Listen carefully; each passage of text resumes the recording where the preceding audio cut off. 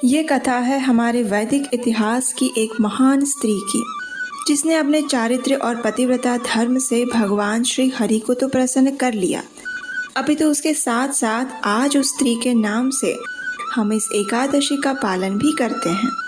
ये कथा एक ऐसे महान पुत्र की भी है जिसने 10 सिर वाले रावण को भी युद्ध में पराजित किया था। जी हाँ, प्रभु श्री रामचंद्र जी से पहले भी कोई व्यक्ति ऐसा था जिससे रावण को बुरी तरह से पराजय का सामना करना पड़ा था। और वो व्यक्ति कौन था, ये जानने के लिए चलिए पुरुषोत्तम मास की इस पवित्र पद्मिनी एकादशी व्रत कथा का प्रारंभ करते हैं।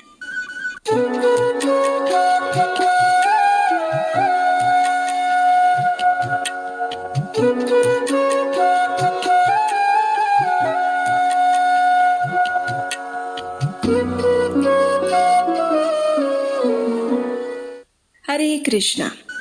गर्ग संहिता माधुर्य खंड अध्याय 8 श्लोक संख्या 50 और 51 में नारद मुनि राजा बहुलाश्व के संवाद में कहा गया है, हे गोपियों, जैसे नागों में शेष, पक्षियों में गरुड़, देवताओं में विष्णु, वर्णों में ब्राह्मण, वृक्षों में पीपल तथा पत्रों में तुलसी दल सबसे श्रेष्ठ हैं, उसी प्रकार व्रतों में एकादशी तिथि सर्वोत्तम है।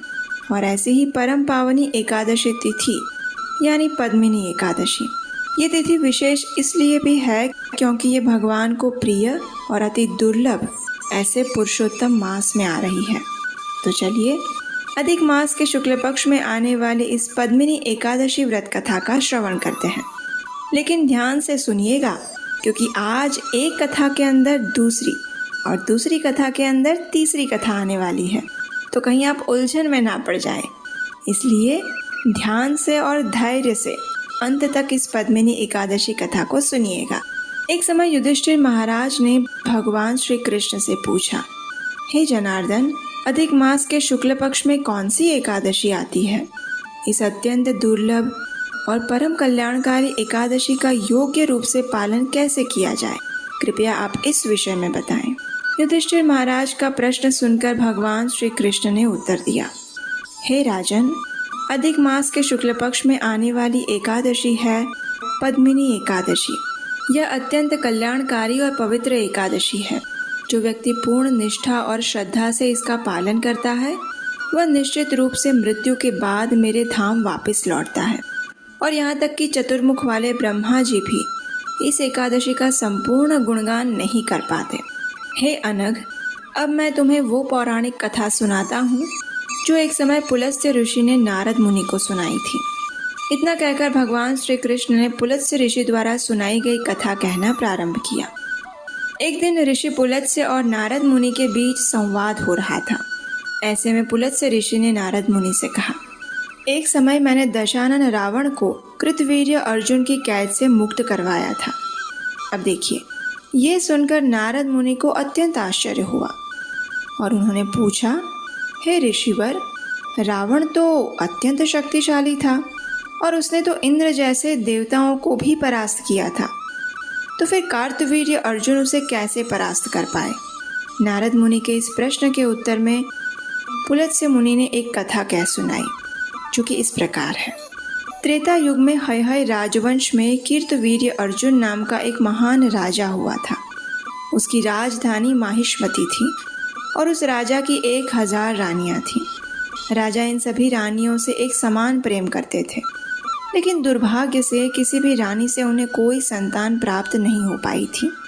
राजा ने अनेक यज्ञ, तपस्या और अनुष्ठान किए, अनेक ऋषियों और विद्वानों से उपाय पूछे, लेकिन एक ऋषि के द्वारा मिले हुए श्राप के चलते वे निसंतान ही रहे। एक दिन अपनी इस दुर्दशा के ऊपर विचार करते हुए राजा ने दृढ़ निश्चय किया कि अब वे जंगल में जाकर घोर तपस्या करेंगे।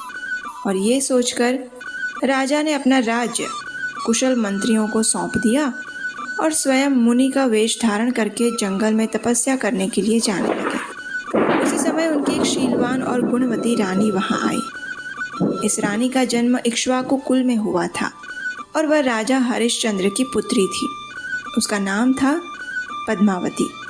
उसने अपने पति को इस प्रकार जंगल में तपस्या के लिए जाते हुए देखा और उसने सोचा कि मैं एक पतिव्रता स्त्री हूँ, इसलिए मेरे पति के पद चिन्हों का अनुसरण करना यही मेरा एकमात्र कर्तव्य है।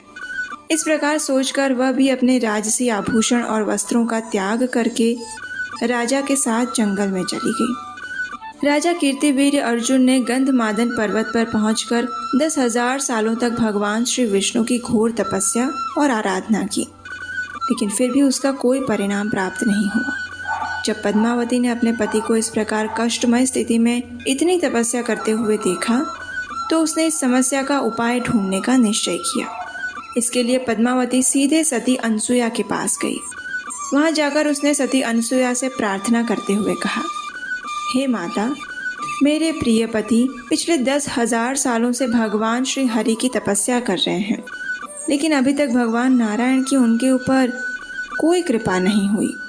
कृपया आप मुझे कोई ऐसा व्रत बताएं जिसका पालन करके हम भगवान श्री हरि को अपनी भक्ति के द्वारा प्रसन्न कर सकें और एक ऐसा पुत्र प्राप्त कर सकें जो कि समग्र विश्व का चक्रवर्ती सम्राट बने। पद्मावती की व्यथा सुनकर महान ऋषि कर्दम मुनि की पुत्री सती अनसुया ने अधिक मास के शुक्ल पक्ष में आने वाली इस एकादशी के महात्म्य का वर्णन कह सुनाया और इसके साथ ही इस व्रत का पालन करने की विधि भी बताई। पद्मावती ने इन आदेशों का यथारूप पालन किया और इस एकादशी व्रत का पालन किया। उसकी भक्ति और निष्ठा से प्रसन्न होकर भगवान श्री नारायण उसी क्षण वहां प्रकट हुए। उन्होंने कहा, हे पद्मावती, पुरुषोत्तम मास में भक्ति और निष्ठा से तुम्हारे द्वारा इस एकादशी के व्रत का पालन करने से मैं अत्यंत प्रसन्न हुआ हूँ। बताओ, तुम्हें क्या वरदान चाहिए? भगवान श्री नारायण की अत्यंत मधुर वाणी सुनकर पद्मावती अत्यंत भाव विभोर हो उठी। उसने पूर्ण पुरुषोत्तम भगवान श्री हरि को प्रणाम किया, अनेक प्रार्थनाओं द्वारा उनका गुणगान किया और अंत में एक महान पुत्र प्राप्त करने की अपनी इच्छा प्रकट की। पद्मावती के वचन सुनकर भगवान श्री हरि ने कहा, पुरुषोत्तम मास से ज़्यादा मुझे और कोई मास पसंद नहीं और इस अधिक मास में आने वाली एकादशी बाकी सभी एकादशियों में मुझे सबसे अधिक प्रिय है। इस एकादशी के दिन श्रद्धापूर्वक संपूर्ण उपवास करके तुमने मुझे प्रसन्न कर लिया है, इसलिए तुम्हारी इच्छा अवश्य पूर्ण होगी। ये कहकर भगवान श्री हरि ने राजा कीर्तिवीर्य अर्जुन से कहा, हे राजन, तुम्हारी पत्नी द्वारा पुरुषोत्तम मास की एकादशी का पालन करने से मैं उस पर अत्यंत प्रसन्न हूँ, इसलिए तुम भी अपना मनचाहा वर मांग सकते हो। ये सुनकर राजा अत्यंत प्रसन्न हुए। उन्होंने भगवान से प्रार्थना करते हुए कहा, हे ब्रह्मांडपति, हे मधुसूदन, कृपया आप मुझे एक ऐसा पुत्र प्रदान करें जो किसी भी देवता, मनुष्य, असुर, दानव या अन्य जीव से कभी भी युद्ध में परास्त ना हो, जिसे केवल आप ही परास्त कर पाएं। भगवान श्री हरि ने उसी क्षण तथास्तु कहा और वहां से अदृश्य हो गए। राजा कीर्तिवीर्य अपनी पत्नी पद्मावती से अत्यंत प्रसन्न हुए। कुछ समय बाद रानी पद्मावती ने एक तेजस्वी पुत्र को जन्म दिया, जिसका नाम कार्तवीर्य अर्जुन पड़ा। तीनों लोकों में ये ऐसा तेजस्वी राजा बना जिसे भगवान श्री नारायण के सिवा कोई भी नहीं हरा पाया। उसकी माता पद्मावती द्वारा की गई तपस्या और भक्ति के कारण कार्तवीर्य अर्जुन 10 शीश वाले अत्यंत शक्तिशाली रावण को भी युद्ध में परास्त कर पाया। इस प्रकार पद्मिनी एकादशी की कथा का समापन करते हुए भगवान श्री कृष्ण ने युधिष्ठिर महाराज से कहा, हे राजन, जो व्यक्ति पूर्ण निष्ठा और भक्ति से इस एकादशी का पालन करना चाहता है, उसे दशमी के दिन में मात्र एक समय भोजन लेना चाहिए। उसके उपरांत दशमी के दिन उड़द दाल, पालक, चने, मधु इत्यादि का उपयोग नहीं करना चाहिए। जमीन पर सोना चाहिए और ब्रह्मचर्य का पालन करना चाहिए। दूसरे दिन यानी एकादशी को सुबह ब्रह्म मुहूर्त में उठकर पवित्र नदी के जल में स्नान करना चाहिए और स्वयं को स्वच्छ बनाकर भगवान के पवित्र नामों का जप करना चाहिए। उसके पश्चात भगवान के श्री विग्रहों को धूप, दीप, गंध, कपूर, सुगंधित पुष्प इत्यादि अर्पित करने चाहिए। एकादशी के दिन रात्रि में जागरण करके भगवान श्री कृष्ण के पवित्र नाम का जप, कीर्तन और कथा का श्रवण करना चाहिए। अगले दिन द्वादशी पर प्रातःकाल में स्नान इत्यादि से शुद्ध होकर भगवान श्री हरि की पूजा अर्चना करनी चाहिए और सुपात्र ब्राह्मण को भोजन तथा भगवान केशव के विग्रह के साथ जल से भरे हुए पात्र का दान देना चाहिए। इस प्रकार पद्मिनी एकादशी का पालन करने से मनुष्य को इस भौतिक जगत में हर प्रकार के सुख की प्राप्ति होगी और मृत्यु के बाद आध्यात्मिक जगत मिलेगा। हरे कृष्णा।